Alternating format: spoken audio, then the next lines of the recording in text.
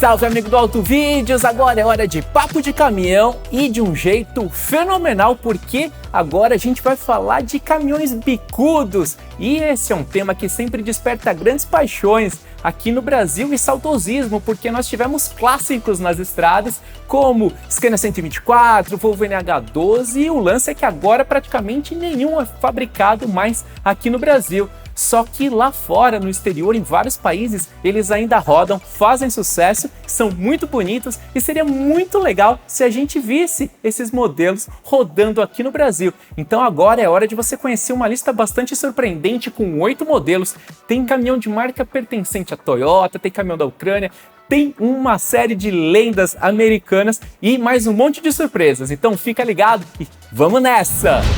Para começar a nossa lista, olha que espetáculo aqui, novo Volvo VNL bicudo com aerodinâmica e um design fabuloso. Ele roda nos Estados Unidos, no México, mas antes da gente falar mais a respeito dessa lenda sueca, é importante entender o seguinte, muita gente ainda pergunta por que nós não temos mais os caminhões bicudos aqui no Brasil.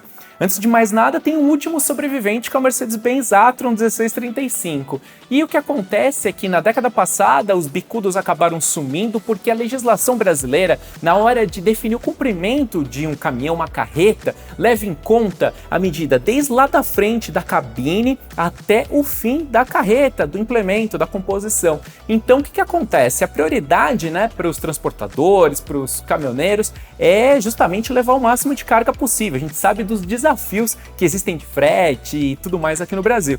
Então, dentro desse contexto, quanto maior a plataforma de carga, maior a viabilidade econômica da operação. Então, você acaba precisando reduzir o espaço da cabine. Então, é por isso que os caminhões frontais, com cabine avançada, como se diz, eles são os dominantes no nosso mercado, enquanto os bicudos com cabine semi-avançada também, que é outra forma de chamá-los, acabaram perdendo o mercado. Então é esse o motivo, e daqui a pouco a gente fala de uma outra esperança que de repente pode fazer ressuscitar de certa forma os bicudos. Mas agora vamos olhar para esse Volvo aqui, porque ele foi lançado recentemente lá nos Estados Unidos. A Volvo tem uma presença marcante lá no segmento de transporte de longa distância, e o VNL tem uma série ali de modelos.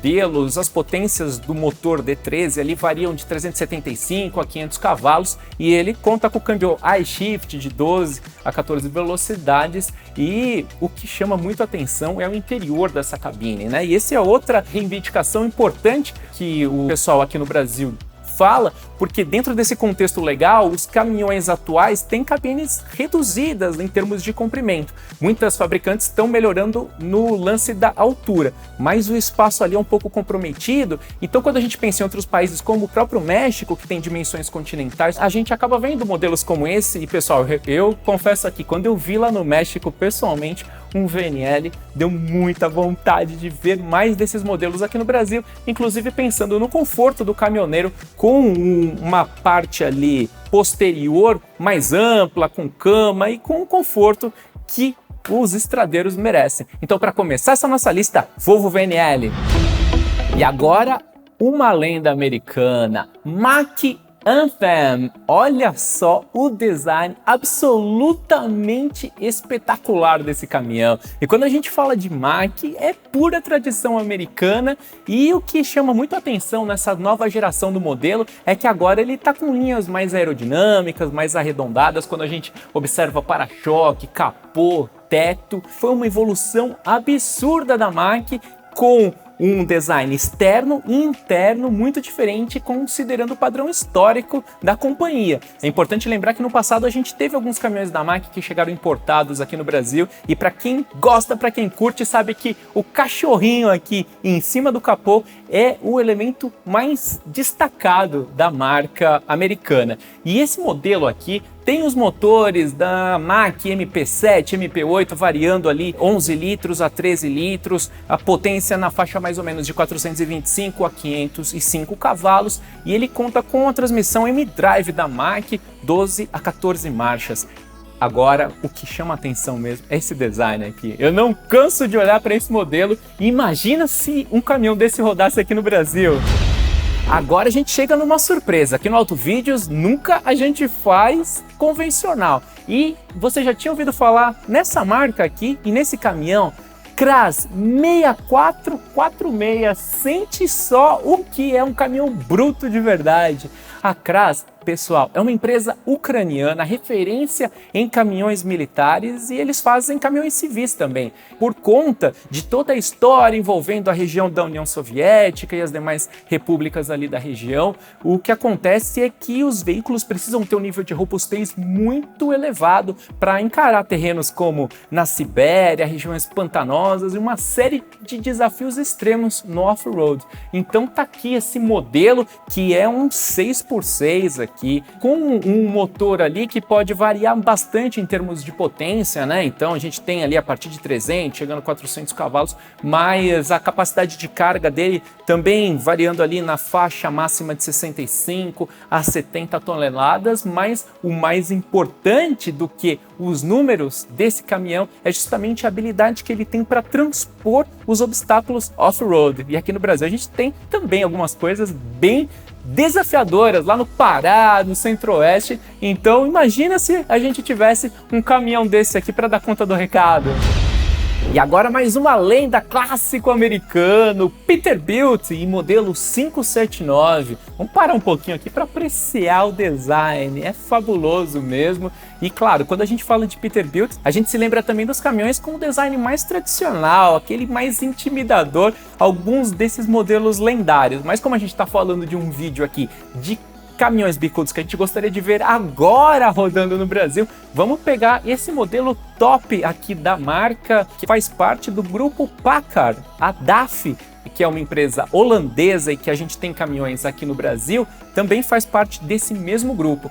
E o Peterbilt aqui 579 é equipado com os motores MX-11 e MX-13 e a potência dele pode variar desde os 355 cavalos chegando até 510. No motor mais potente e mais bruto, 250 de torque. Então é mais um clássico americano que também faria muito bem se estivesse aqui no Brasil. E agora mais uma surpresa, pessoal. Você sabe qual caminhão é esse daqui? É um Rhino, uma marca da Toyota. E a gente está falando da nova XL Series, que vem ao mercado americano para conquistar um espaço no segmento de demandas leves e médias. E é sempre muito curioso ver um novo entrante no mercado tão tradicional como o americano. Mas o que acontece é o seguinte, né? A Toyota usa também a base do motor A09, que é produzido há mais de 10 anos, equipa uma série de equipamentos aí ao redor do mundo, e agora eles lançaram recentemente essa linha de caminhões aqui. Então a gente tem caminhão rígido, tem cavalinho também. Esse motor pode ter uma potência ali variando na faixa dos 330 aos 360 cavalos e oferece uma série de possibilidades, né? No rígido pode ser trucado também, então é um modelo que também seria muito bem-vindo aqui no Brasil, porque a gente sabe, né, quando a gente fala de Toyota, sempre vem aquela lembrança de robustez, durabilidade, e é tudo aquilo que a gente espera também de um caminhão. Agora uma combinação aqui que é mais do que da pesada. Juntar uma marca americana clássica como a Freightliner e o lance de que ela pertence ao grupo Daimler da Mercedes-Benz, olha só o resultado. Esse daqui é o Freightliner Cascadia e recentemente foi apresentado o modelo New Cascadia ali com uma série de aperfeiçoamentos para a linha 2020. E um dos destaques desse caminhão aqui, que é sensacional, claro, olha só a combinação extraordinária que a gente está observando aqui, é que ele é o primeiro caminhão com nível 2 de automação a rodar nos Estados Unidos. E a Freightliner vende muito mesmo lá nos Estados Unidos, e o nível 2 de automação já traz uma série de radares ali para direção frontal, lateral, alerta de pedestre, frenagem até zero em casos de emergência, uma série de pontos nesse sentido, mas ainda o condutor precisa manter as mãos ao volante, atento a tudo aquilo que o sistema está monitorando e essas reações que visam a auxiliar o operador aí dos transportes, principalmente de longa distância. E aqui a gente está falando de motores que podem chegar até mais de 600 cavalos, um torque ali na faixa de 283, é sensacional realmente, e seria mais do que bem-vindo ver uma máquina como essa rodando aqui no Brasil. Seria um sonho de qualquer um, né? Agora vamos para o representante raiz, mesmo do estilo americano, Kenworth T800. E olha só, pessoal, quando a gente vê escapamento para cima, aqui as buzinas, a porta menorzinha ali, os rebites e tal, é o estilo clássico americano e é fabuloso observar isso. E esse modelo aqui conta com motor Packard também, o MX-13 ali, podendo chegar a 500 cavalos, um torque até de 250 para fazer bonito nas estradas americanas, e seria mais um que a gente com certeza gostaria de ver por aqui. E para encerrar essa lista aqui sensacional, o modelo da International, do grupo Navistar International. E antes da gente falar desse daqui, que é o ProStar ES, é sempre importante lembrar que a International é uma empresa que tem uma história aqui no Brasil completamente cheia de idas e vindas. Se a gente for lá no passado, lá no final dos anos 50, com a abertura do JK, a empresa foi uma das primeiras a chegar, a ter fábrica aqui no Brasil. Os modelos mais antigos ali, com o apelido de televisão ali, por ter um formato quadradinho na frente. E aí o que acontece é que a empresa saiu do Brasil e depois ela só foi voltar lá em 1997 de uma forma mais firme, mas antes houve outras tentativas também de voltar. Na sequência houve uma paralisação e depois ela pensou em voltar em 2013. Começou lá no Rio Grande do Sul a voltar a fabricar, mas veio o ápice da crise econômica e ela suspendeu a produção, e a gente imagina, né, que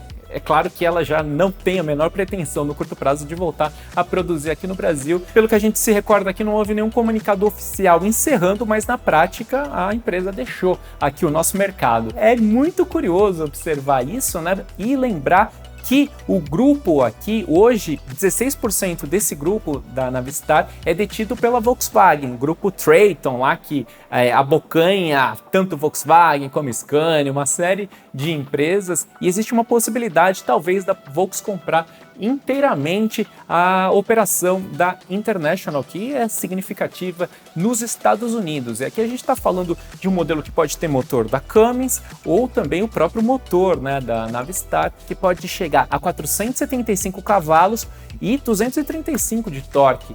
E o design dele aqui, esse modelo aqui, também seguindo linhas mais aerodinâmicas, e é muito legal observar que ainda existe essa vida para os caminhões bicudos. É claro que lá nos Estados Unidos também tem a chegada cada vez maior dos caminhões frontais, ou cara chata, como a gente costuma chamar, mas é legal que ainda exista essa possibilidade de sobrevida. E uma novidade bem recente é que o Parlamento Europeu também aprovou uma resolução que vai permitir, digamos, a volta intermediária dos bicudos. Como assim? Os caminhões vão ter por volta de 90 centímetros ali à frente da cabine, com dois objetivos: de melhorar a aerodinâmica e eficiência energética e reduzir a poluição, e também aumentar a segurança para os condutores, porque você acaba criando uma área maior de deformação em caso de colisão. E é isso uma questão que é sempre levantada aqui no Brasil, porque com o predomínio absoluto dos caminhões cara chata, e sempre existe aquela sensação de insegurança maior, porque não há uma área de deformação ali em relação à posição do caminhoneiro. A própria União Europeia está se movimentando nesse sentido, mas é claro que até ocorrer o desenvolvimento de novos caminhões bicudos, mas nem tão bicudos como no passado, ainda vai levar um tempo, e para chegar aqui no Brasil alguma novidade nesse sentido é extremamente improvável, pelo menos no curto prazo. Agora, no longo prazo, a gente nunca sabe, porque o mundo está sempre em transformação, e a gente viu aqui uma série de idas e vindas, uma série de tendências que às vezes acabam mudando ao longo do tempo. E aí, curtiu esse vídeo? Foi muito louco fazer essa viagem aqui por diversos países, diversos segmentos, diversos caminhões que de repente a gente não conhece tão bem, e agora foi legal acompanhar o que está rolando aí fora. E você sabe, aqui no Auto Vídeos é novidade sempre, seja de carro, caminhão, ônibus, picape, é sempre conosco. Agora você faz o seguinte, deixa aí nos comentários se você é um fã de bicudo e gostaria de vê-los de volta aqui no Brasil e diz também quais foram os seus modelos favoritos dessa lista, beleza? Curta, comente e, mais importante de tudo, se inscreva no canal e ative as notificações para ficar ligado em todo o nosso conteúdo. Pessoal, valeu demais pela atenção, obrigado e um grande abraço!